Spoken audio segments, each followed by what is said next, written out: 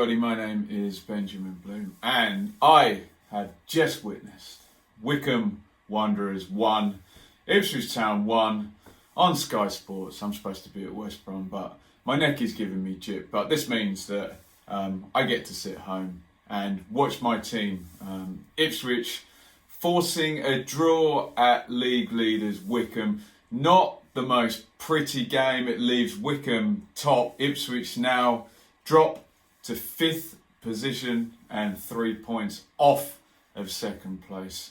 Rotherham, Ipswich getting the noses in front in this one, but the big man comes off the bench, Akinfenwa, and Wycombe get the equalising goal straight after. Wycombe start this game top of the league, as I said, but off the back of 3 straight defeats. Ipswich no wins in 7. We're down to 4th, now down to 5th after the game. And they go into the game with manager Paul Lambert, who has come under some pressure, we all know, getting a new 5-year contract to 2025. So interesting news before the game starts. Wycombe line up 4-3-3, 4-5-1 in defence though. Allsop in goal. Phillips, Jacobson, Charles, Stewart is the back 4. Offerborth is sitting with Freeman and Bloomfield in front of him. Wheeler down the right, Smythe down the left, and Samuel the focal point up top. Ipswich 3 at the back again. Norris retains his place in goal. No Thomas Holly. It's Wolfenden, Chambers, and Wilson are the back 3. Edwards, right wing back, still no Kane Vincent Young. Garbutt, left wing back. Downs and Hughes, so no Skews, no Dazelle. They're the midfield 2. Judge in the 10 position with Norwood and Jackson up top, and we start off with a huge chance and a huge miss for Wycombe. It's in the channel. Wycombe start very directly getting the ball forward to Samuel. He's hustling, he's bustling, and he really does a number on Chambers here. Manages to knock him off the ball. Chambers wrong side in the penalty area now. Samuel volleys it across. He doesn't overhit the cross. Smythe is arriving on the back post, and I just don't know what happens here. He's a pro footballer. He should score this one 99 times out of 100. But fortunately for Ipswich, the commentators to summarise at half-time, Steve Morrison seems to think he must have just thought, well, this is a tap-in and I'm already running off to celebrate, and just takes his eye off the ball. It's an atrocious miss by Smith, and Wycombe should be in the lead. Good work by Samuel, but no finish there, puts it past the post. On 5, Ipswich go up the other end and have a pretty big chance of their own. Charles lets Jackson go in the left channel. He puts the cross low. He's going for the strike as it goes behind them. Edwards is backing up from right wing back. He hits the cross shot, and I think it's Charles has got back in position to clear that one off the line. Interesting opening start. Wigan, very, very direct. They're on top in this opening period. Straight balls into the front. They're playing the channels for the wide guys. Any throw-in is going to go in the box. Any free kick goes forward. Got nothing against it. I'm just pointing out this is the way that they're going to play in this game. 11 knocked on by Jackson here. Norwood into the box. Difficult chance. If he puts this one in, it's a hell of a goal. Left side of the box, half volley. Kind of snatches at it, but very difficult chance, like I say. Offerborth with the first of a load of long ranges from him, way over the top. Wycombe very intense in this first 20, squeezing right up. Ipswich not able to get any decent possession anywhere on the pitch at all, and Wycombe trying to turn Ipswich around as quickly as they possibly can, hit in the front. And even though it's 3 centre-halves, Samuel doing a pretty good job pulling off to either side against one or other of the wide centre-halves and causing quite a lot of trouble, it has to be said. 22, Downs, bit of class here, lovely ball out wide to Edwards. Edwards swings the crossing with the right foot. Norwood's arriving on the near post as he shut his eyes here, because he should head this one into the goal, and it ends up hitting Charles, I think, on the chest behind him. Great ball by Downs, great cross by Edwards. This really Ipswich's kind of only attacking outlet through most of this game, actually. Nothing down the middle, just switches of play or the odd overload where the central midfielder comes across to the side and the wing back gets high up. A good outlet, but as I say, the only outlet really attacking wise today. Garbutt free kick. He's got form for these. Scored one at Lincoln, but he puts this one way over on 30. His hanging corner, Garbutt's nodded down by Chambers. Norwood gets blocked out on 31. Big counter from Wycombe on 33 here. Good drive by Smythe running into the 10 position. Big body check by Wilson. He's going to stop that count. He's going to take a yellow card. And Jacobson, the free kick doyen, puts this one way over the top. 36 here. Chambers diagonal finds Garbutt here. Again, the switch of play. Get the wing back. 1v1. Hangs up the cross here. Judge is arriving. It's a difficult header. Little guy. Does really well. Judge gets good neck muscles on that. Powers the header. Dipping down. I think Allsop has it covered, but palms that one round the post. Good cross. Good header. Again, switch, wing back, cross seemed to be the outlet for Ipswich today. Nothing in that central midfield area, in the way of good possession. Jacobson, another free kick here. Phillips, back post, he's blocked out. And yet again, as we come into half time, another Jacobson free kick here. It's flicked on. Phillips is in a really good position, but he only has a millisecond to react to this. It's flipped onto him and he tries to get the headed goal over.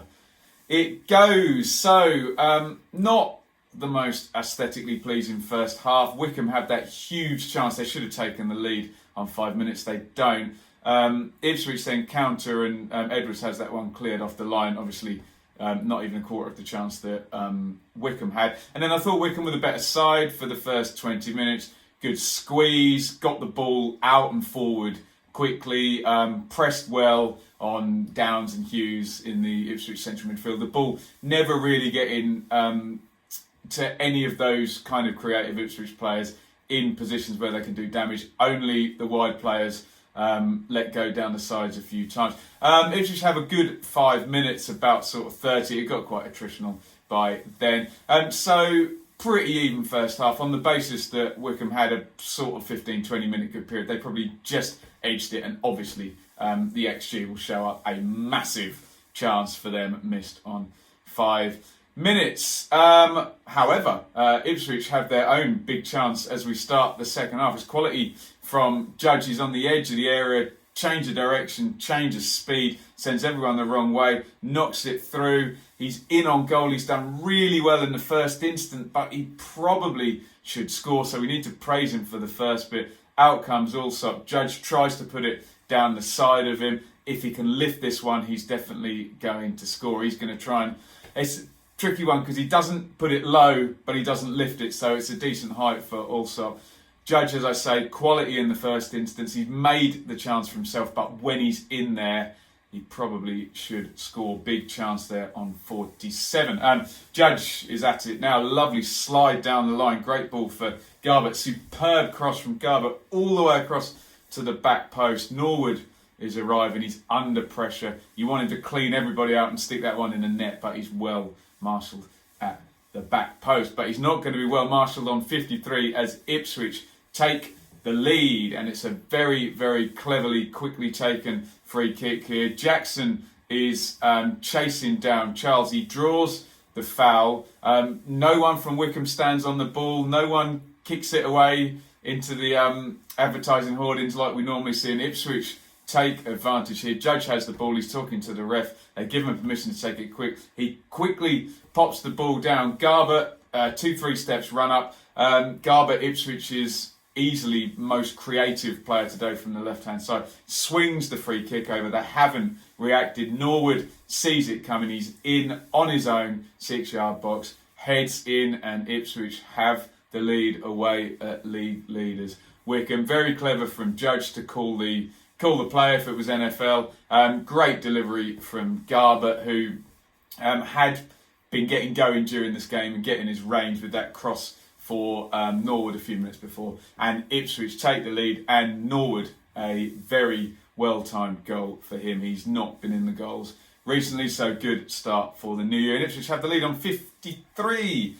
60, big free kick flown in. Second ball falls to Charles. He volleys that one over. You can see Ipswich are just stepping off now, having started the second half with quite some intensity. Going to defend their goal lead. And on 63, here comes Akinfenwa for Smythe. He's going to go up top. He's the wrecking ball. And within 2 minutes, Wycombe get the equaliser, and it's a rubbish goal from an Ipswich point of view. Very, very difficult. I can see fingers are going to point at Norris here, but what we need to say is that the whole goal is rubbish, and Norris is put in a very bad position by a series of errors from Ipswich. It's a free kick for Wycombe, literally in their own right back area, miles down the pitch. They're going to play it in long.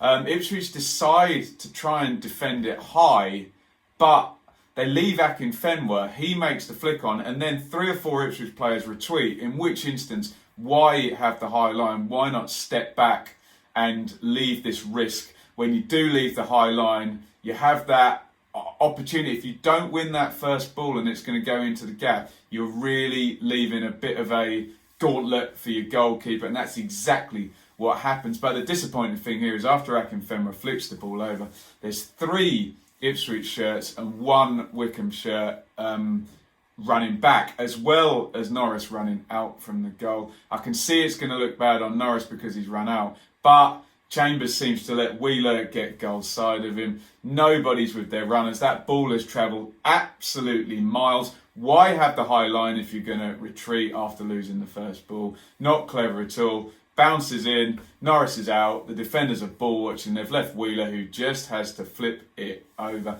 It's a mess, but I really don't think fingers should point exclusively at Norris here, because the line's all wrong, the back off is all wrong. I know Chambers is probably the player of the decade for Ipswich, but he lets his man go, and it's a big, great mess. Lots and lots of errors. Wycombe 1-1. What a shame Ipswich haven't got themselves in front. Such a routine goal. And Wycombe had banged direct balls in all game, and Ipswich had dealt with them pretty well. Not this time. Kudos to Ainsworth, though. He brings Akinfenwa in, and he gets the assist straight away. 70 now. Jackson down the right. Crosses low in for Norwood. Deflects back to Judge. He's going to try and slide it in the corner with his right foot. Not quite enough power on that. And Allsop is down to his left to save. We're at 74. There's not going to be a lot happening now for the rest of this game. Jacobson floats in a free kick. Akinfenwa heads over. There's a yellow for Wolfenden. We then get the substitution start. Keane for Norwood. I thought Wycombe looked slightly the more likely. Again, this might just be style of play though, because they always going to get the ball forward into those areas more than Ipswich, who were trying to play through midfield and through the thirds. Not very effectively, as it turned out today. Freeman crosses for Samuel here, right-footed volley. It flies wide. I suspect Norris has that one covered. Cashkit in for Samuel. Off the ball with another huge long ranger. Ted Bishop makes his return in the number 10 position for Judge on 87. But we see it all out, and there's almost a sense that 2 teams not in great form are both happy to see this one out and take a point. From a Wycombe point of view, obviously their season's been absolutely fantastic.